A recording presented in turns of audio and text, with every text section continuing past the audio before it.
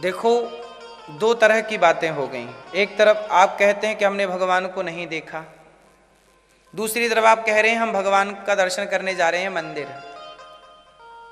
एक तरफ आप दर्शन करने जाते हो भगवान के, और दूसरी तरफ आप कहते हो कि हमने भगवान को देखा ही नहीं। दो तरह की बातें हो गई, दो नाव में सवार हो गए आप, डूबना निश्चित है। अब आप इसे समझते हैं सही क्या है।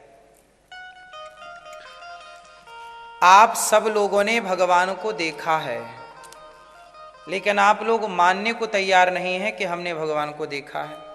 उदाहरण से समझते हैं। बताइए, भगवान कृष्ण को दुर्योधन ने देखा था कि नहीं देखा? देखा।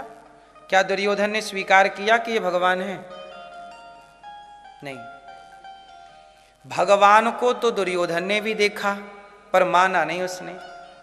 भगवान को तो रावण ने भी देखा, राम सामने ही खड़े थे, लड़ रहा था, पहचान नहीं पाया। जब भगवान को रावण नहीं पहचान पाया, इतने बड़ा ज्ञानी, भगवान को दुर्योधन नहीं पहचान पाया, सामने ही खड़े थे, तो आप और हम पहचान लेंगे? इसलिए आप लोग ठीक कह रहे हैं कि हमने भगवान को नहीं देखा, जबकि देखा है। कैसे देखा है?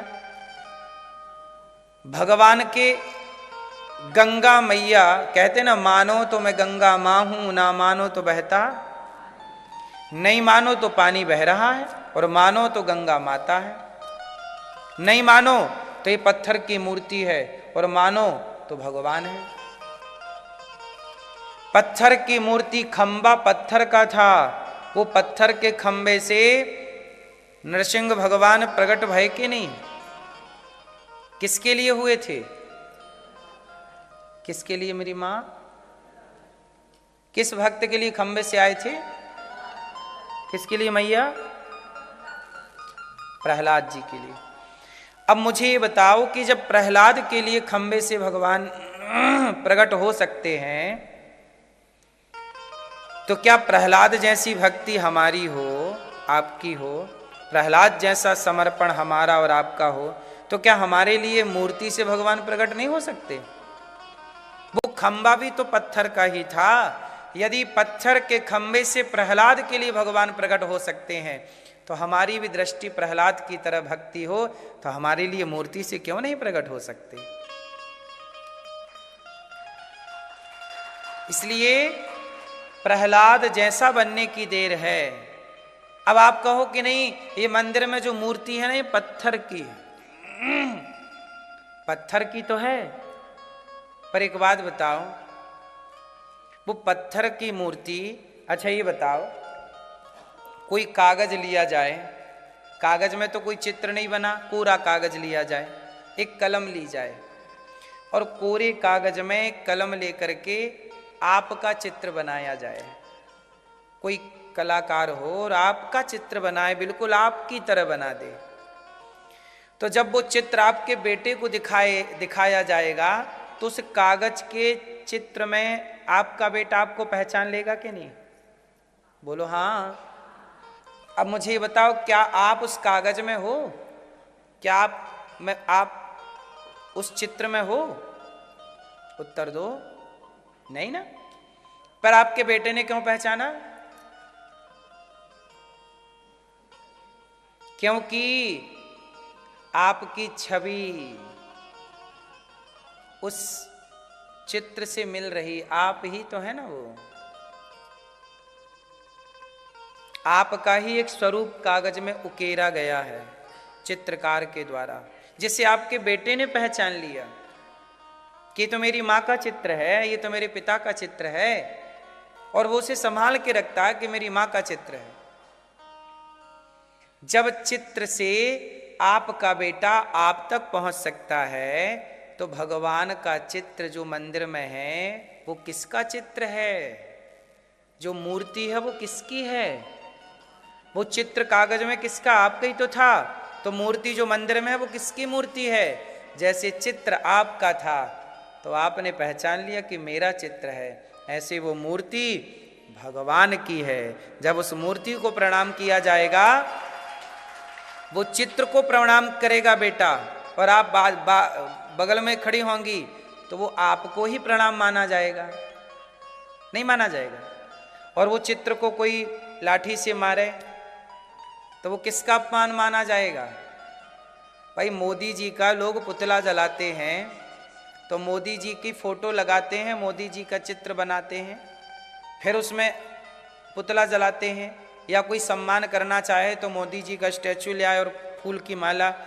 तो सम्मान करना है तो पुतले का सम्मान कर दीजिए, अपमान करना है तो पुतले का अपमान कर दीजिए, पर वो माना जाएगा उस व्यक्ति का, ना कि पुतले का। बोलो हाँ। आपका कोई पुतला बना के उसका सम्मान करे तो वो सम्मान किसका माना जाएगा? आपका। और आपके पुतले को कोई अपमानित करे तो वो अपमान किसका माना जाएगा? हाँ, ऐसे। अब आप कहोगे कि मूर्ति ऐसी है तो क्या पता कि भगवान भी ऐसे ही दिखता हो। अच्छा एक बात बताओ, चोर को पकड़ने के लिए कई बार पुलिस स्केच बनवाती है। आंखें कैसी हैं चोर की, ऐसी, गाल ऐसे, नाक ऐसे, हूबहू हो चोर को पकड़ने के लिए स्केच तैयार कर लेती है पुलिस। पकड़ लेती है कि नहीं? जब स्केच के माध्यम से संसार के चोर को पकड़ा जाता है तो हमारे ऋषि मुनियों ने भी तो भगवान को देखा, और देख देख के उनके बारे में पुराणों में लिख दिया कि भगवान की आंखें ऐसी हैं। वरहा पीडम नटवर वपु कर्णयो कर्णिकारम विभ्रदवासः कनक कपिशम वैजयंतीम च मालाम। भगवान कैसे दिखते हैं? वेदों में लिखा है, पुराणों में लिखा है, भगवान की आंखें ऐसी, गाल ऐसे, मुस्कान ऐसी, होंठ ऐसी, गला ऐसे, माला ऐसी, कमर ऐसी, चरण ऐसे, हाथ ऐसे, एक एक अंग का वर्णन पुराणों में है। तो जब मूर्तिकार कोई चित्र बनाता है तो पुराण के अनुसार भगवान की आकृति उकेरता है। सोचिए कि जब चोर की आकृति उकेरी गई और चोर पकड़ में आ गया तो वेद पुराणों के अनुसार जब ईश्वर की आकृति उकेरी गई तो क्या ईश्वर पकड़ में नहीं आएगा? इसलिए मंदिर में जो मूर्ति है वो आपकी और हमारी थोड़ी है। इंसान ने बनाई है मूर्ति, पर बनाई किस विधान से है? वेदों के हिसाब से बनाई। वेदों में भगवान का स्वरूप है, सहस्त्र शीर्षा पुरुषः सहस्त्राक्षः सहस्त्रपात सभूमि गुं, सब कुछ ना लिखा है। भगवान कैसे हैं, उनकी आंखें कैसी हैं। अब देखो ना सीता मैया क्या कह रही हैं। आप सीता मैया कह रही, मन जाहिरा च्यों मिलहि सोवर सहज सुंदर सांवरो। देखो यहां सांवरो मतलब राम जी के रंग का वर्णन है। राम जी कैसे हैं? सांवरे, सांवले, सांवरे हैं मेरे राम जी। कैसे हैं? भय प्रगट कृपाला दीन दयाला कौशल्या हितकारी हर्षित महतारी मुनि मनहारी अद्भुत रूप विचारी। फिर लोचन अभिरामा तनु घन श्यामा निज आयुध भुज चारी भूषण वनमाला नयन विशाला शोभा सिंधु खरारी। क्या है ये रूप ही का तो वर्णन है। अब इस आकार से आप मूर्ति, आप यदि कोई मूर्तिकार हो तो मैं बताता हूं, आप बनाते जाओ, वैसे ही ना बन जाए तो बता देना। क्या लिखा है? यही तो लिखा है, नयन विशाला, बड़े बड़े नयन, सांवला सा स्वरूप, वनमाला गले में धार, निज आयुध भुज चारी, चार भुजा वाले। कितनी भुजा? वो चारों में क्या है? चारों में क्या है? चारों में है शंख चक्र गदा पद्म, आयुध भुज चारी, नव कंज लोचन कंज मुख कर कंज पद कंजारुणम कंदर्प अगणित अमित छवि नव नील नीरज सुंदर। वाह क्या बात! एक एक अंग का वर्णन है। भगवान के नख का वर्णन है, नख, पांव के नख का, कैसा है वो नख। सिर के बाल का वर्णन है, कैसे हैं बाल। तो जब एक एक चीज का हमारे वेद पुराणों में वर्णन है तो उनकी मूर्ति तो कभी भी बनाई जा सकती है। कि भाई ये ऐसी बनानी है, जब बनाओगी तो वैसी बनेगी। इसलिए मंदिर में केवल पत्थर की मूर्ति नहीं है, भगवान विराजे हैं। भाव हो तो साक्षात है, नहीं भाव है तो ठीक है, आप कहो पत्थर है। फिर आप कहो कि जी हमने भगवान नहीं देखे, और देखे रोज हैं, पर ये कहाँ मानने को तैयार है। इसलिए कहते हैं इसे समझाओ, इसे समझाओ। ए मन, तू क्या बोलता है? तू कहता मैंने भगवान नहीं देखे। हाँ, सब में प्रभु दिखते हैं, मैया मैं क्या करूं। देखने की भावना हो तो गोस्वामी जी यही तो लिखते हैं, सिय राम मैं सब जग जानी, करहूं प्रणाम जोर जुग पानी। वेद क्या कहते हैं? सर्वम खलविदम ब्रह्म, सर्वम खलविदम ब्रह्म, सब मैं ईश्वर, सोहम अहम ब्रह्मास्मि, सब मैं ईश्वर, सब मैं वही। ना जाने किस रूप में नारायण, ना जाने किस रूप में नारायण मिल जाएं। इसलिए कहता हूं, सिय राम मैं सब जग जानी, करहूं प्रणाम जोर जुग पानी। मेरी माँ, कबीरा इस संसार में सबकी चाहे खैर, ना काहू से दोस्ती, ना काहू से बैर। कबीरा इस संसार में सबसे मिलियो धाय, ना जाने किस रूप में नारायण मिल जाए। इसलिए कहता हूं, भगवान को सब में देखो, एक में थोड़ी भगवान है। माता में भगवान, पिता में भगवान, पत्थर में भगवान। अच्छी एक बात बताओ, सोने में आभूषण है कि आभूषण में सोना है? मिट्टी में घड़ा है कि घड़े में मिट्टी है? आप बताओ भैया, घड़े में मिट्टी है कि मिट्टी में घड़ा है? हैं? एक चुनना है आपको, क्या घड़ा है? घड़े में मिट्टी है कि मिट्टी में घड़ा है? हैं? सत्य क्या है? मिट्टी सत्य है कि घड़ा सत्य है? क्या सत्य है? आभूषण सत्य है कि सोना सत्य है? हाँ, आभूषण सत्य नहीं है। बताइए, घड़े की कोई सत्ता है? सत्ता किसकी है? मिट्टी की। पर बोला क्या जा रहा है? भैया घड़ा दे दो, जबकि घड़ा है ही नहीं।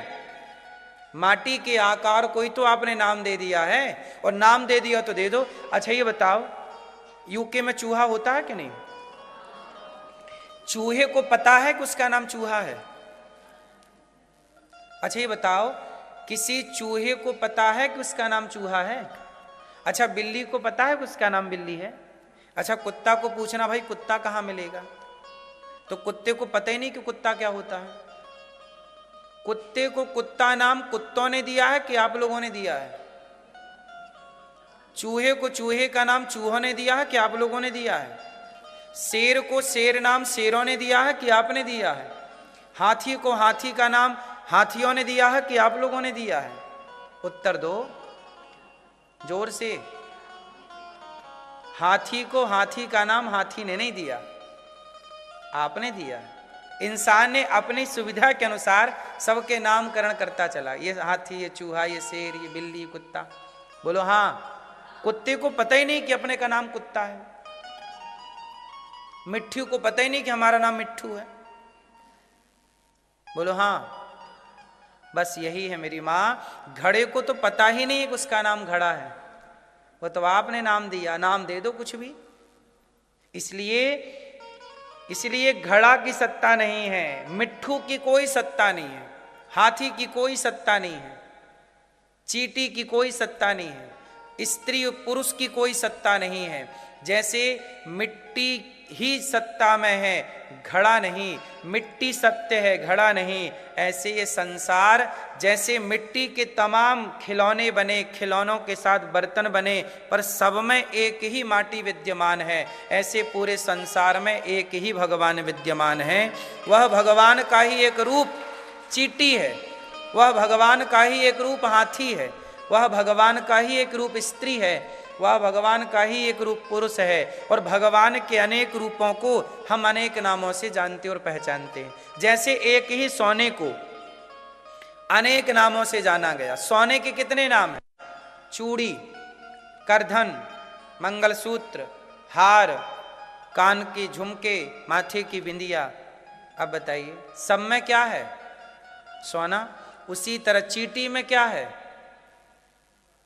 चींटी में ईश्वर। हाथी में क्या है? स्त्री में क्या है? पुरुष में क्या है? आपको स्त्री किसने बनाया? आप कहते हो मैं स्त्री हूं। 3 लिंग होते हैं, स्त्रीलिंग, पुल्लिंग, नपुंसक। ये तो व्यक्ति ने, हम लोगों ने अपने समझने समझाने के लिए ना ये भाषाएं बना ली। आपने इंग्लिश भाषा बना ली, उसमें 26 अक्षर रख दिए। हिंदी बनाई, 52 अक्षर रख दिए। चाइना की चाइनीज भाषा बनाई, उसमें उन्होंने लगभग 72 अक्षर रख दिए।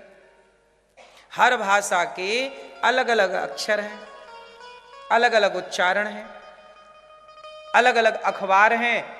अलग अलग भाषाओं का ज्ञान हो तो अलग अलग अखबार पढ़ लीजिए, बातें सब में एक सी लिखी हैं। मोदी जी ने क्या कहा?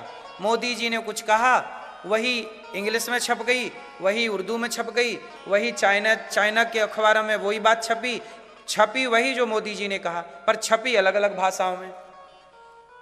अब एक ही बात को अलग अलग भाषाओं को जानने वाले अलग अलग भाषाओं में कह रहे हैं। बोलो हाँ। बस यही है, एक ही सत्य है ईश्वर। उस एक ईश्वर के सत्य को जानने के लिए सब लोग अपने अपने ढंग से समझते हैं। कुल मिलाकर के ना स्त्री है ना पुरुष है। इस संसार में एक भगवान की सत्ता के सिवा कोई नहीं है। अज्ञानवश हमें लगता है कि यह घड़ा है माटी। उसी तरह सब में ईश्वर विद्यमान है और हम उसे कहीं कहीं ढूंढते रहते हैं। कहाँ है भगवान, कहाँ है भगवान? अरे जो आप देख रहे हैं वह ईश्वर ही दृष्टिगोचर हो रहा है। आपकी आंखों में जो दिख रहा है वो ईश्वर ही दिख रहा है। जो सुनाई पड़ रहा है वो ईश्वर ही सुनाई पड़ रहा है। जो बोल पा रहे हो वह ईश्वर ही बोल पा रहे हो। ईश्वर वाणी से भी पतला है। ईश्वर को ना बोला जा सकता है, ना सुना जा सकता है, ना कहा जा सकता है। ईश्वर सबसे परे है, लेकिन फिर भी वह इंद्रियां सहायक हैं उसे जानने में, पहचानने में, देखने में, पर है सबसे परे। इसलिए मेरी माँ, आप कहते हो ना कि ईश्वर नहीं है, हमने तो नहीं देखा, होता तो दिखाई जरूर पड़ता। ये सारी बातें झूठी हैं, मिथ्या हैं। सत्य केवल इतना है कि भगवान के सिवा कुछ नहीं है। एक आखिरी उदाहरण देके इस बात को खत्म कर देंगे। बताओ क्या है ये? जोर से, पीली मैया आप बताओ क्या है ये? रुमाल? मैया और अच्छे से देखो, क्या है ये? टिश्यू? ठीक है, और देखो क्या है? कागज नहीं है, ये कपड़ा है। और बताओ क्या है ये? ये मेरी माँ, कॉटन, कपड़ा है ये। कुछ ने कहा रुमाल है ये, कुछ ने कहा कपड़ा है ये। अभी भी मैं आपके उत्तर से संतुष्ट नहीं हूं। फिर कहो क्या है ये? Paper tissue. फिर भी संतुष्टि नहीं, फिर कहो कुछ। कॉटन है, रुई है, कपास है, और क्या है? धागा। किसने कहा? धागा। सही कहा, धागा है ये। यदि मैं इसका एक एक धागा हटा दूं तो ना रुमाल रह जाएगा, ना कपड़ा रह जाएगा, कुछ भी। ये धागा है। इससे भी थोड़ा और आगे बढ़ना है। ये धागा भी नहीं है, इससे आगे क्या है? चलो, अब आप नहीं पहुंच पाओगे, मैं ही पहुंचाता हूं आपको।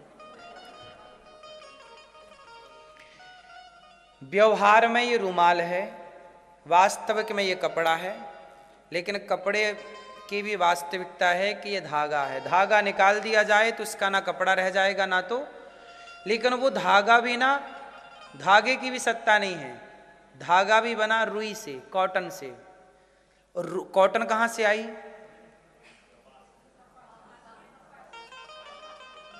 कपास खेत में होता है, किसान बोता है, कपास के पहले वो एक बीज होता है। मूल में क्या है? मूल में क्या है? बीज है। मूल में क्या है? बीज। मानते हो इस बात को? मूल में बीज है। उस बीज को बोया खेत में किसान ने, कपास की खेती हुई, कपास को एक व्यापारी ने खरीदा, कपास से धागा बनाया, धागे से कपड़ा बनाया, कपड़े से कुछ भी आप बना लो, रुमाल बना लो, पैंट बना लो, शर्ट बना लो, साड़ी बना लो। मूल में बीज है।